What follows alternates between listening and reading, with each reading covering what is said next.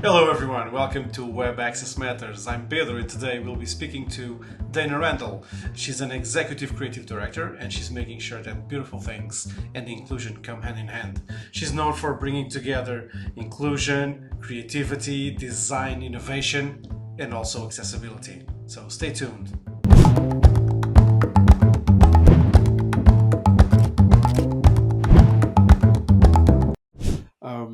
But yeah, so let's kick this off, and then again, thank you so much for joining and accepting the invitation Of for this course. conversation. Welcome to the Web Access Matters podcast.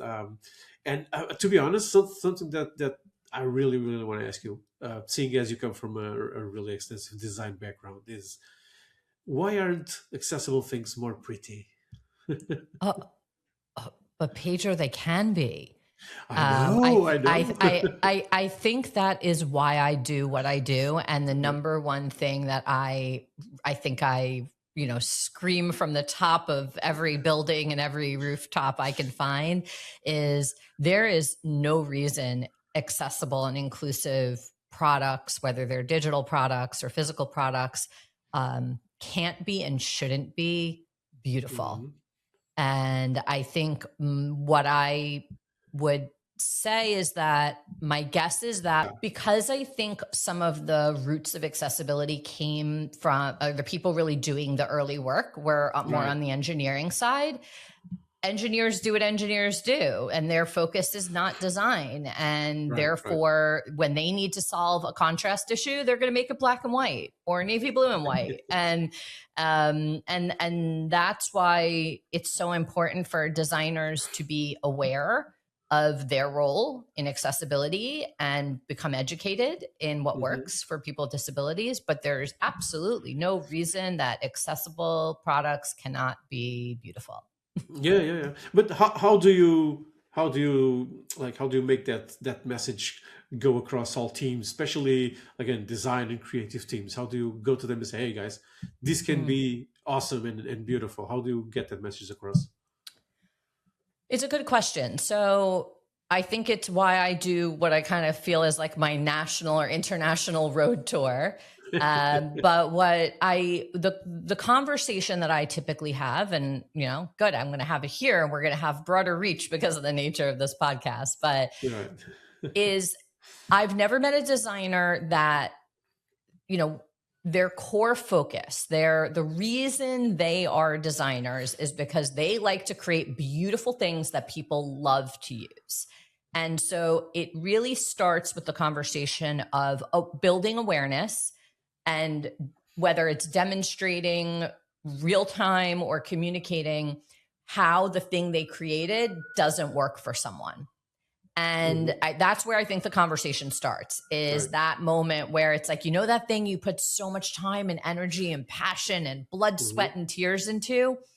Let me show you how it fails.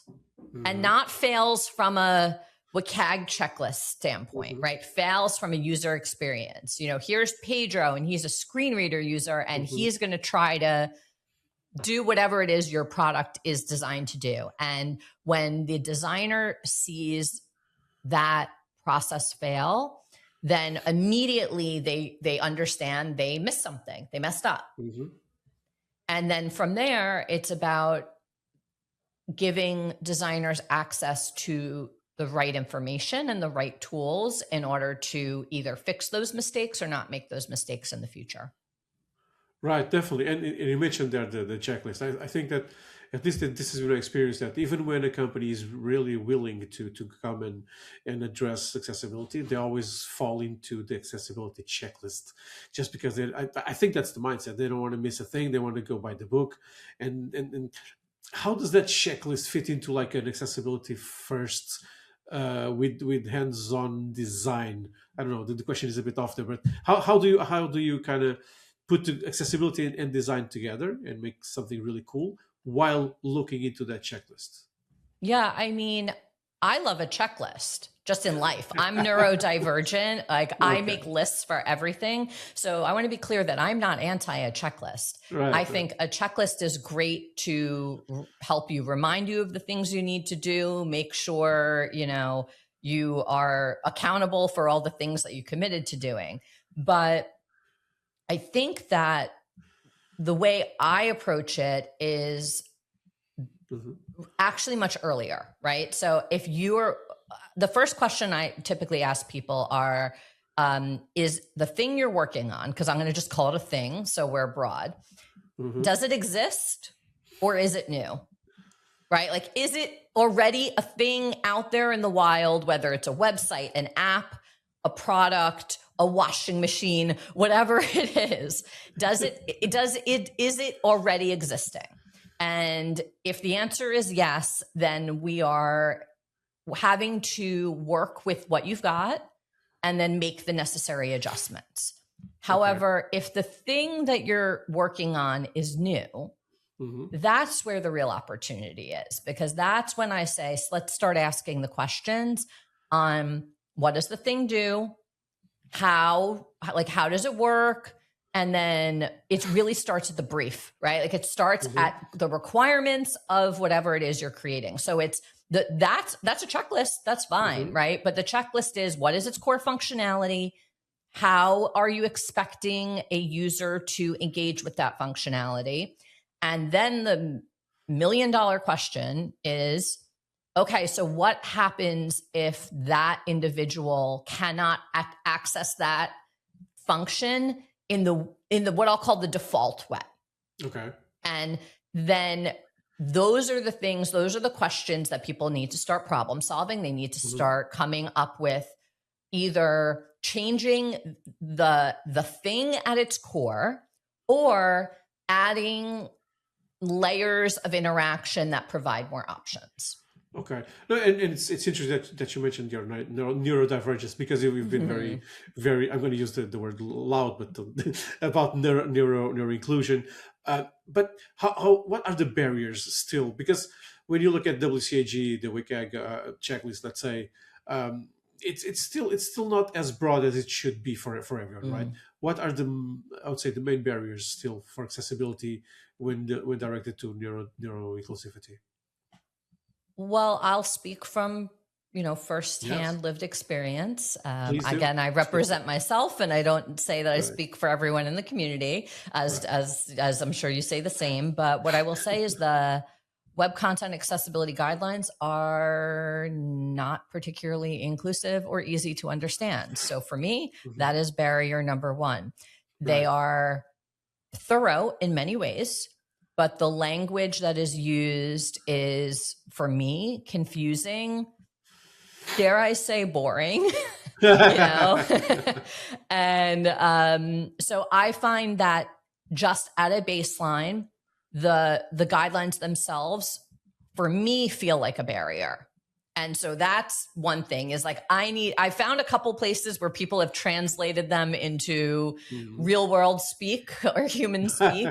And I think that that's helpful. I also think that examples can be very helpful in unblocking some of those barriers. Show me what you mean, because sometimes the words themselves are not going to be enough for me to fully capture the concept. And then to the point of what you had mentioned, is the current guidelines do barely scratch the surface on neuroinclusive design, sensory design. I mean, honestly, they are just catching up with mobile. So do I expect them to be so forward looking? I mean, I think they're working on it, they're trying, but to understand that today's guidelines are almost the bare minimum, not representative of all things that one needs to think about when, working to create a truly inclusive product. Yeah. That can feel a bit ominous. That can feel a bit discouraging when I say things like that. So I like to follow it up with, like, just talk to people and understand their needs, and then you'll be able to fill in those gaps. Yeah, I do agree. I definitely agree. But I think that sometimes the challenge comes when you approach like an organization, say, okay, we need to do this, and like we started this conversation about not the difference, but how accessibility sometimes is not beautiful, and pretty things are not sometimes accessible, right? So how do you go into an organization and say, okay, we need to make this accessible. What's the um, like the argument there to make a company, an organization, whatever it is, to look at you and believe that whatever you're going to design is going to be accessible. Yeah, for sure. I think first I want to understand what's motivating the conversation. Is the motivation of the conversation something legal or regulatory? Are they trying to put out a fire? Then that is a different conversation than if for maybe it's more holistic to the company's DNA. And there's no right or wrong, right? Everyone will enter the accessibility conversation for different reasons, but I think understanding what brought this conversation to happen is very important, because if I'm going to talk philosophically about the best user experience and the thing that drove that conversation was litigation, like wrong place, wrong time, wrong audience. If someone is addressing accessibility issues within their product because they are received a demand letter or some tool that they're using has alerted them that they have a problem, then their focus is going to be eliminating those particular issues. And I think having empathy for where they are in that journey is top priority.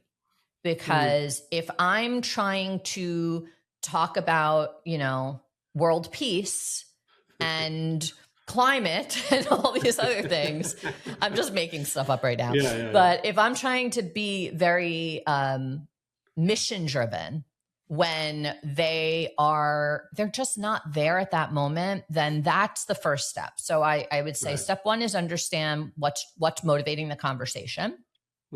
And if it is more mission driven, if it is more brand DNA, then the conversation can be more based on, the ideal state. But I think that if the driver of the initial conversation is something legal or regulatory, whether it's new regulations based on where in the world you are, so something like the European Accessibility Act, or if it's, hey, we're in North America, we got a demand letter, that's different than, hey, I'm a brand and inclusion is the core of our existence. Those are just two different conversations. There's no right or wrong. Yeah, totally agree. And it's funny you mentioned that. For me, also the intention does take you in different ways, right? And you do see a lot of brands trying to retrofit accessibility into existing designs, and I'm curious to know from you what are the I don't want to say the biggest, but the most common mistakes that brands do when they're trying to retrofit accessibility into existing stuff. That's a great question. So I'll say the most common issue brands still have, which to some level is shocking that it's still an issue, is color contrast, very much design centric. Don't know why we're still having an issue with that, but we are. But that is not the biggest issue. The biggest issue I see when brands are retrofitting is layering on, bolting on functionality on top of functionality. And I'll be very specific about this from a personal standpoint. You may solve a problem by adding audio descriptions and captions and all these things, which you need to have and you should have. But if you are constantly putting these different things on top of each other and not giving the user the ability to turn them off easily, then you inadvertently create a neuroexclusive experience. Meaning, if you are like, I don't do well with audio descriptions. It doesn't work for my brain. I recognize that my brain is not everyone else's brain. So having those options, those personalizations and those customizations, I think is the thing that a lot of companies miss when they start fixing, retrofitting accessibility versus, I think that when you think about it from inception, from the core, it tends to be a bit more elegant, a little bit more integrated. But when you it's a fact. It's going to happen. You're going to have to retrofit something. So I think it's really important to think about when you are adding functionality on top of functionality, Hmm. making sure that you're giving the user the ability to turn off certain Right. functionality. Yeah, that makes sense. And I've been experienced like audience. You mentioned audio description, especially on the main, let's say Netflix and Disney Plus, and there are some shows with AI, clearly AI audio description, and I just can't. It's just, again, for me, I don't have the option to turn them off. So I Mm-hmm. rather not watch the show just because the experience is just not there for me. And on the other hand, when you feel that there are people doing the audio description because they thought about it, what is the best way, when to speak, and all that experience for me is just amazing. And I've I agree. rewatched shows that I knew before, that I still saw, let's say, and the experience is just amazing just because of that. The option to use the description, sorry, the audio description there is just, it's a game changer, to be honest. But that does take me to another question, especially because I just mentioned two huge brands, right? Netflix and Disney Plus. Like level access, sorry, caters to, let's say, enterprise. It's operates on an enterprise level. When we're dealing with this kind of companies, huge companies, are they actually devoting themselves to accessibility, to inclusion, or are just they scraping the surface and doing the bare minimum?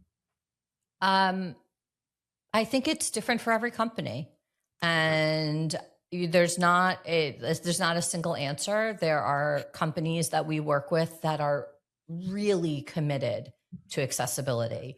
Okay. They have accessibility centers of excellence. They have accessibility embedded throughout all aspects of their organization.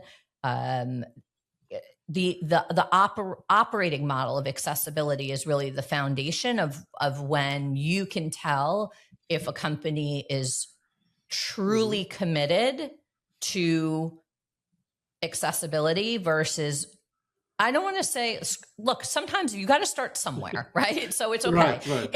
if they've called us and they're working with us, they've started. Hmm. So I'm always going to applaud that. But there's Right. definitely different levels of maturity that we see organizations go through. Sometimes these larger enterprises come to us and they're actually already pretty mature. They have, as I mentioned, the Accessibility Center of Excellence. They have accessibility practices built into their standard operating procedures. Hmm. They have accessibility training as part of their standard onboarding. That is that's the North Star, right? Okay. But however, not a lot of companies, especially, and I've worked on the brand side as well, of Hmm. legacy companies that have been around for over 100 years.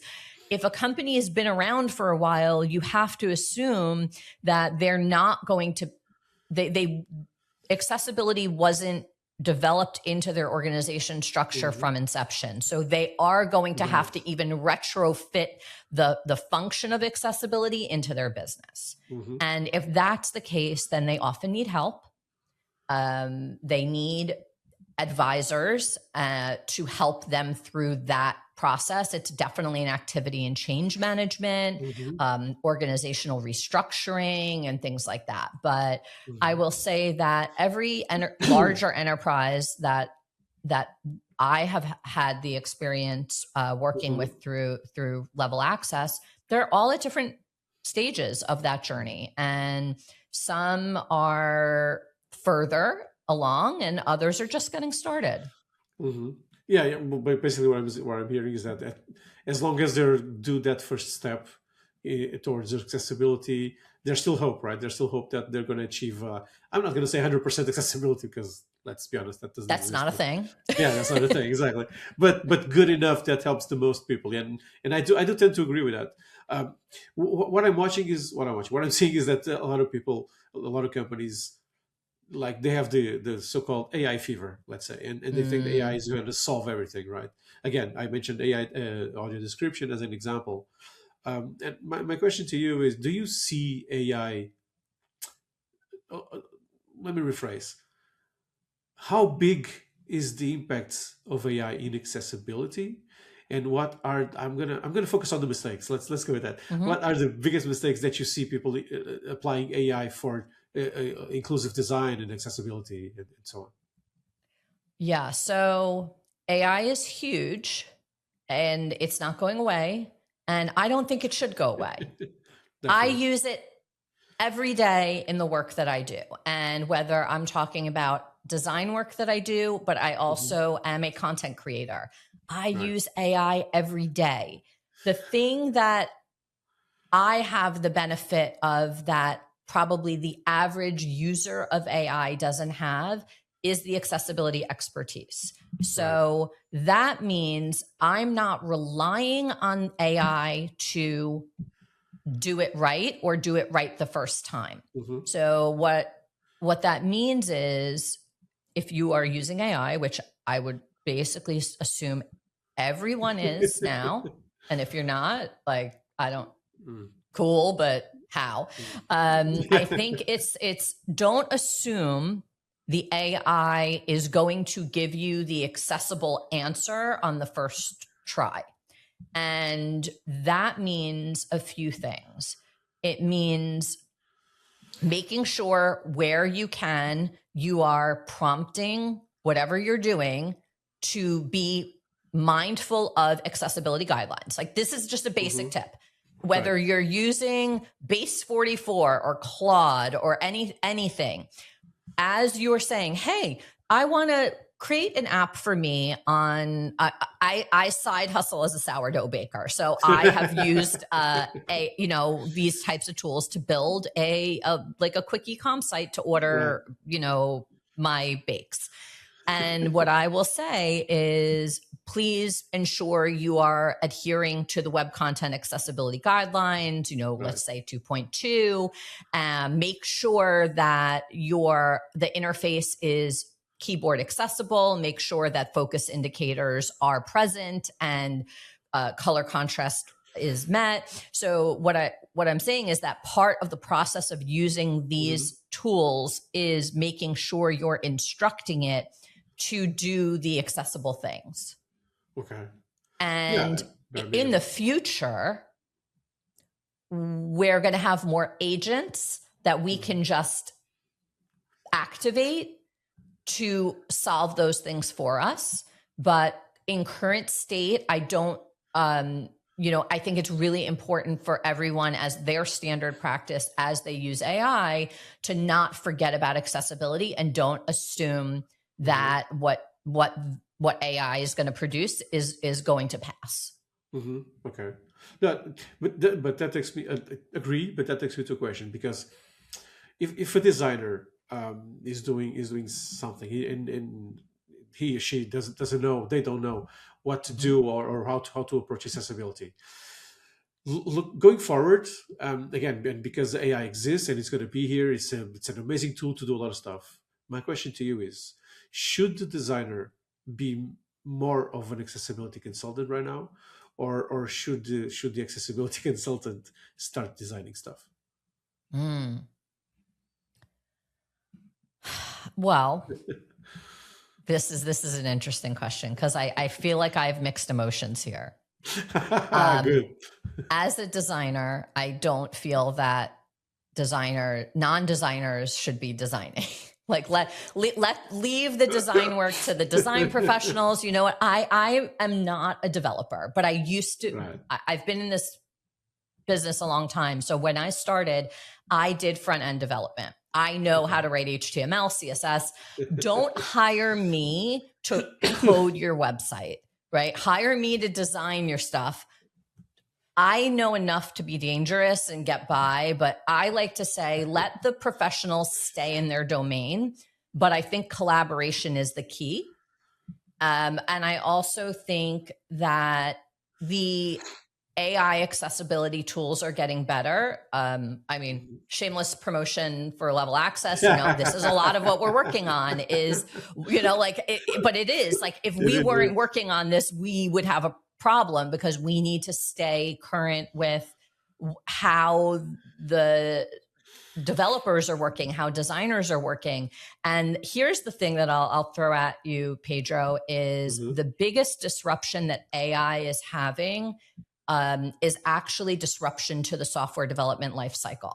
Right, right. So hot take, everyone likes to talk about shift left. I'm going to say shift left is not going to exist much longer because design is sometimes happening after code now.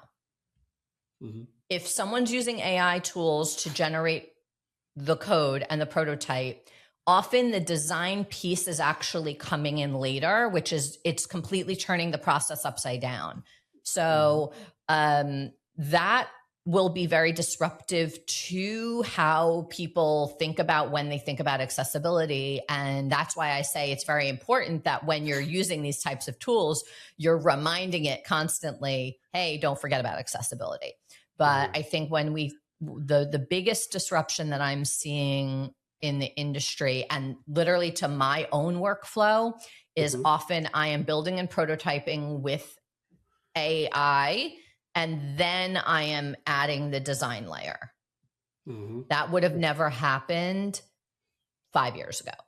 Mm-hmm. Yeah.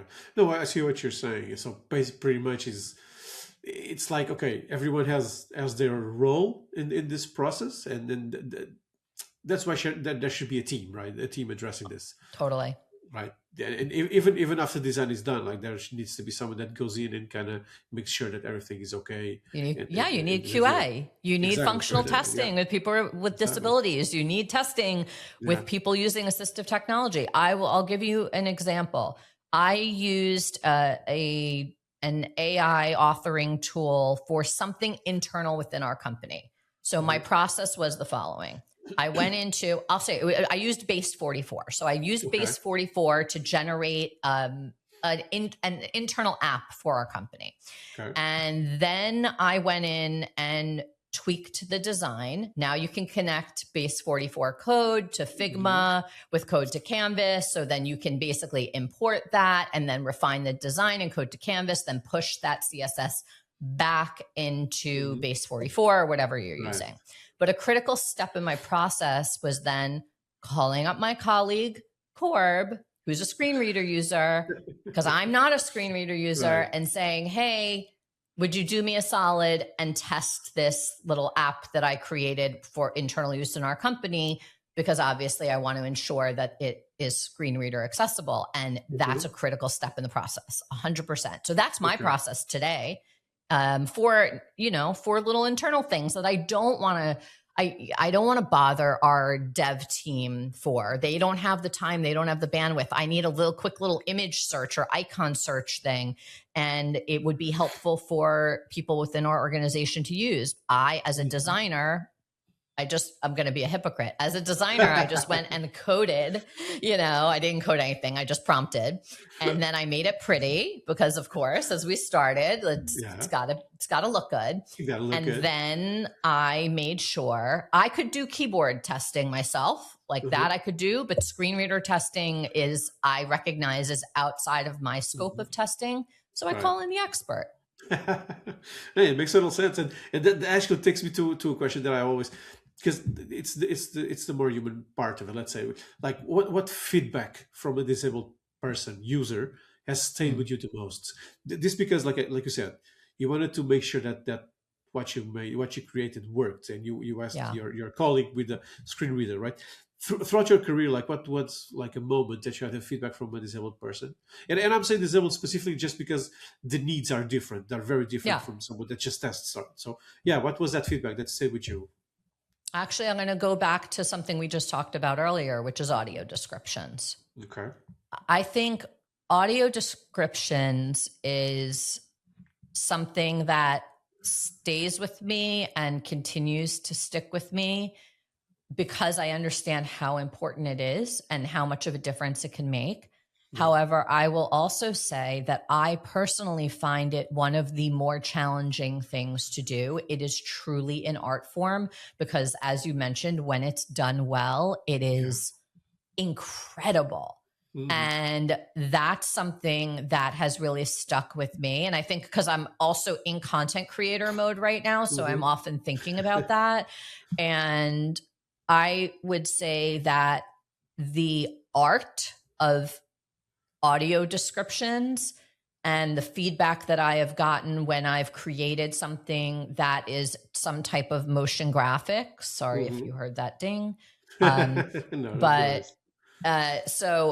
that's something that has really stuck with me because Right. I recognize that the absence of the audio descriptions Hmm. that was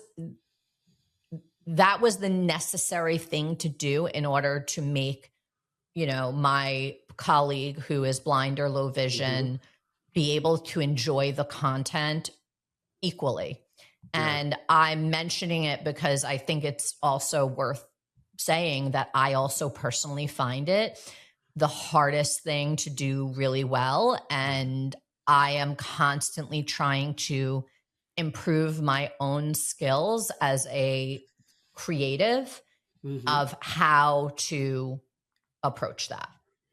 Oh, absolutely. And I remember the last show I watched was Mobland with Dame Judy Dench and Pierce Brosnan, and the way that the audio description was inserted into that, it was just, I don't know, absolutely stunning.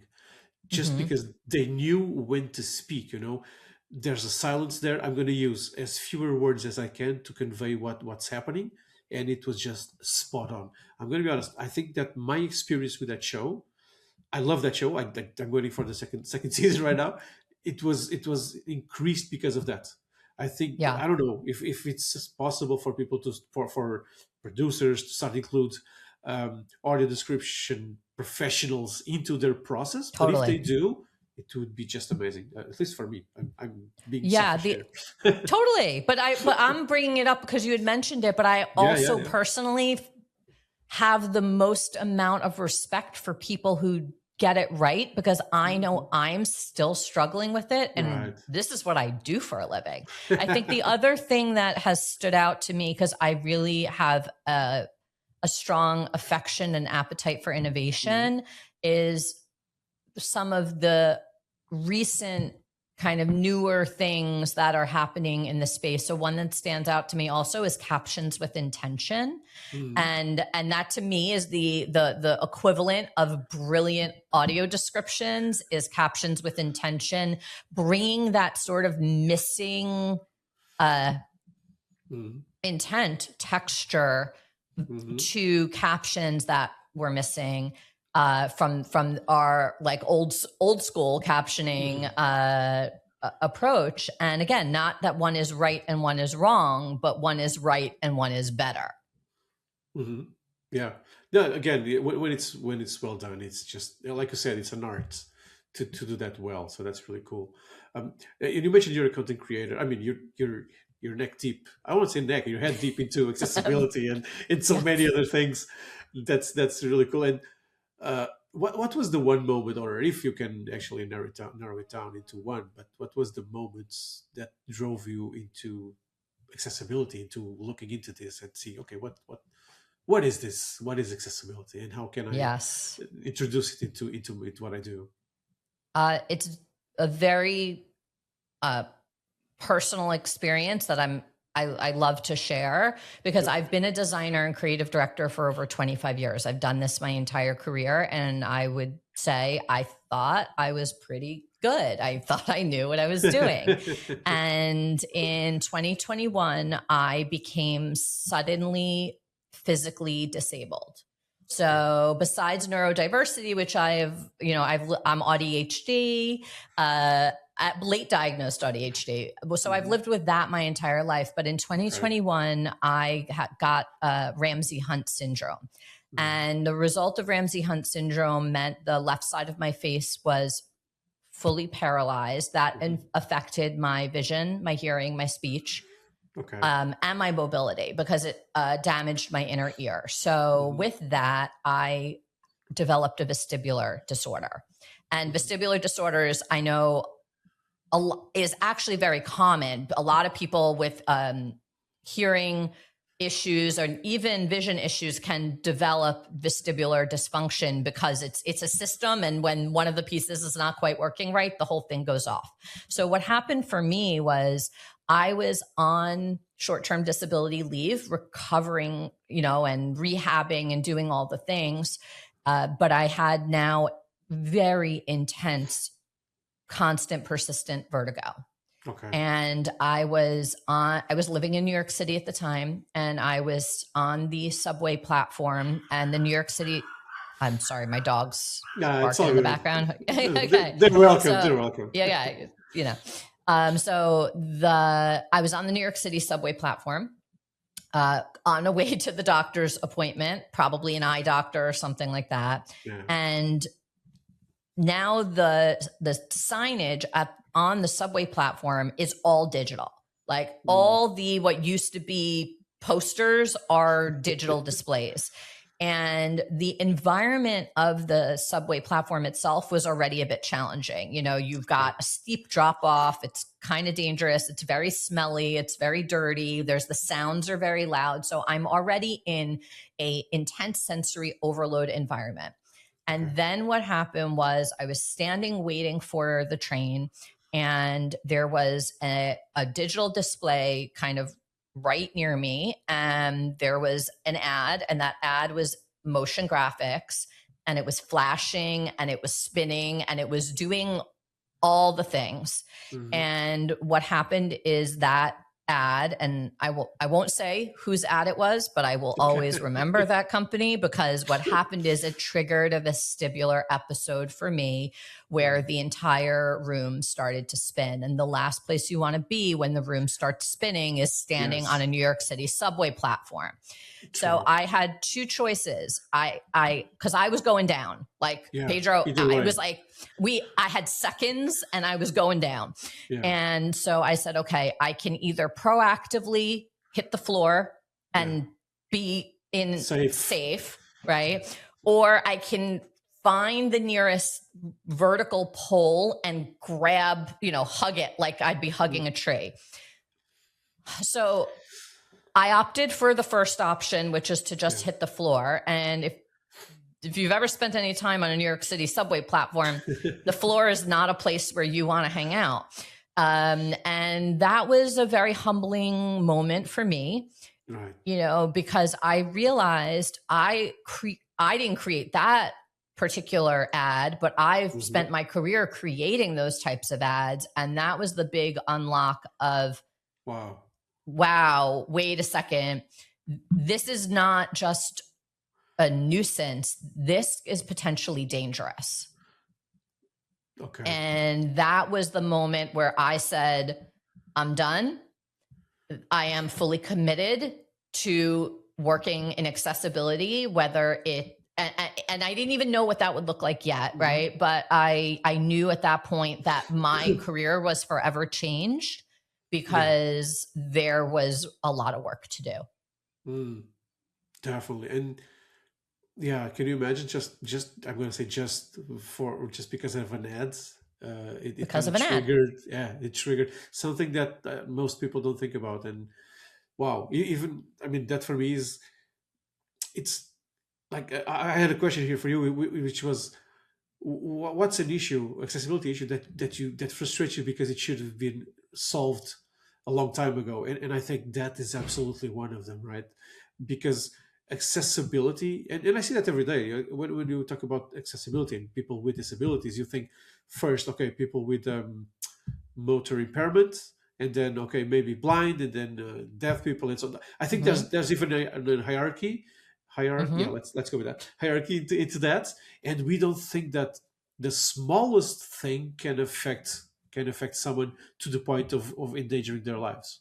And for me, that just jumped the queue for me of one thing that should have been solved a long time ago. Yeah, I never believe that these things are created with malicious intent.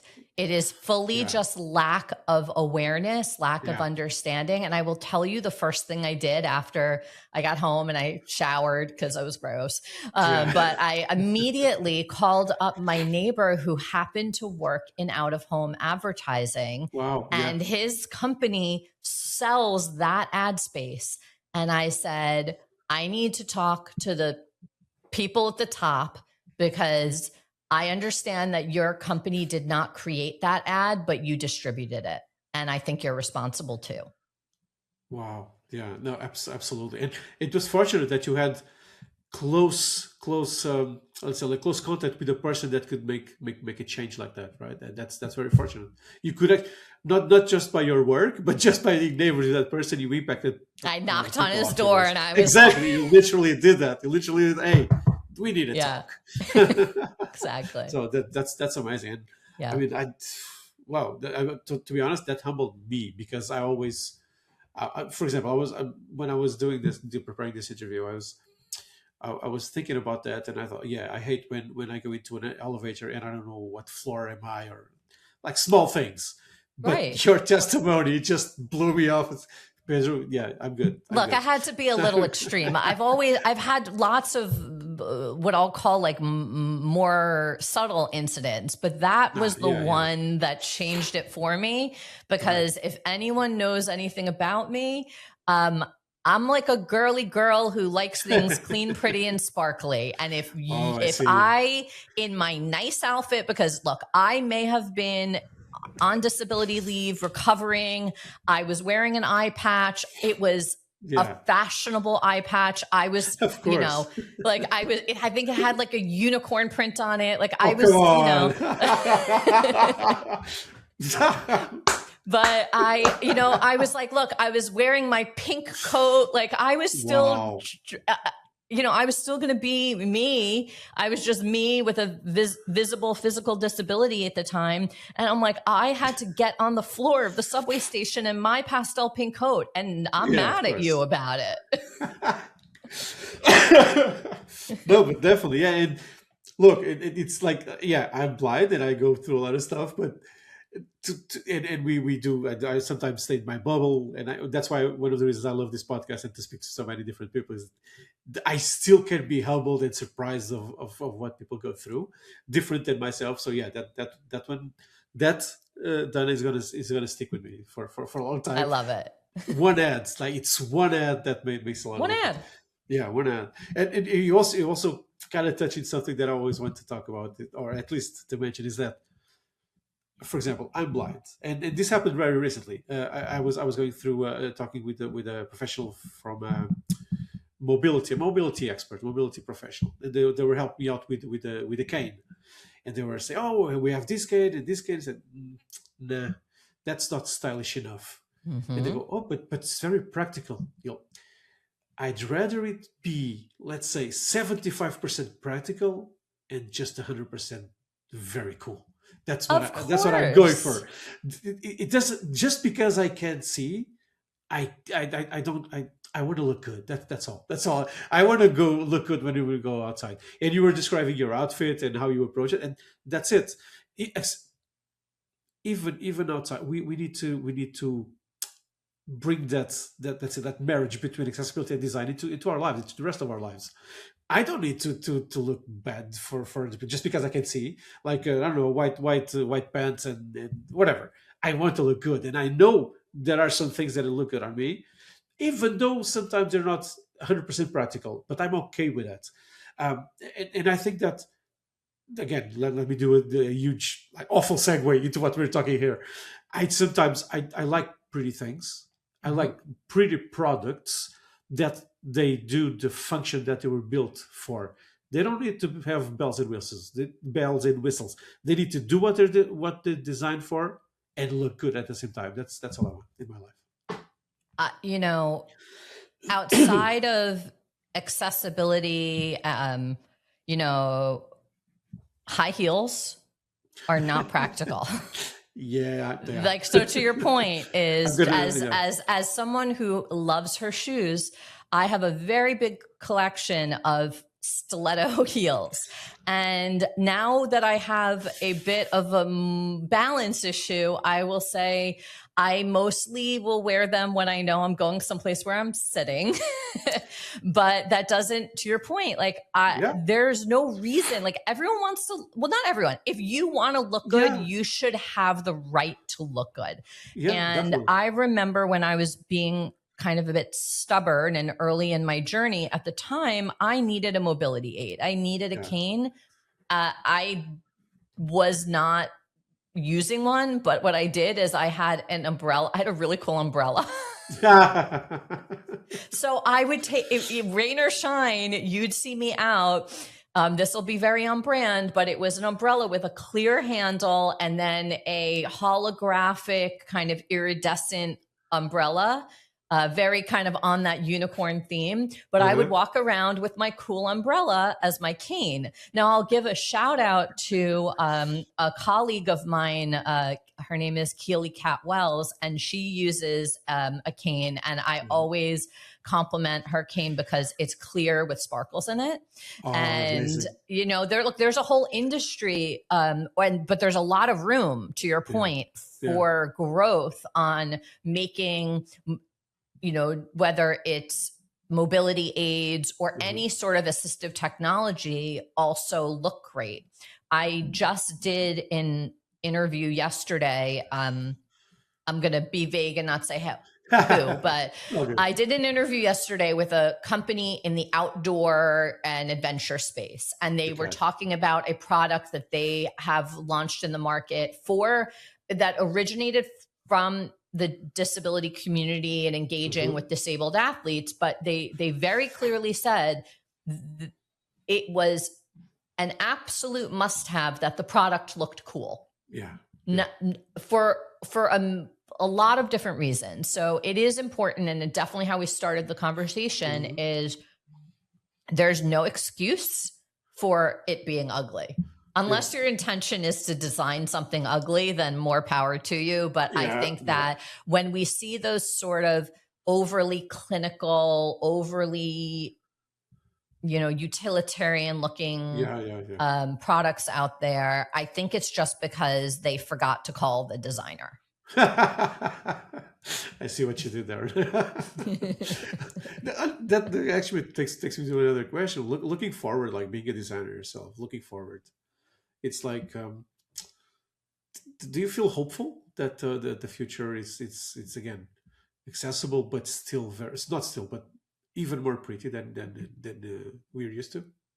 I'm beyond hopeful. I think that we're at a point in time where I'm seeing some really cool stuff, you know, whether it's the inclusion of, you know, Be My Eyes in the Meta glasses, like, which is done like with Ray-Ban, you know, it's not some like weird, crazy looking glasses. I think the integration of assistive technology into wearables, I think the introduction of, you know, AI, chat GPT, all those types of things, and more like verbal and audio interfaces are all these things that are really going to advance the elegance, the beauty, the cool factor of what accessible and inclusive products are. I have no doubt. I have no doubt, because I think it's just the natural integration of technology and product. Amazing. I won't add anything else. Dana, thank you so much for your time. Amazing talking to you. You too. Yeah.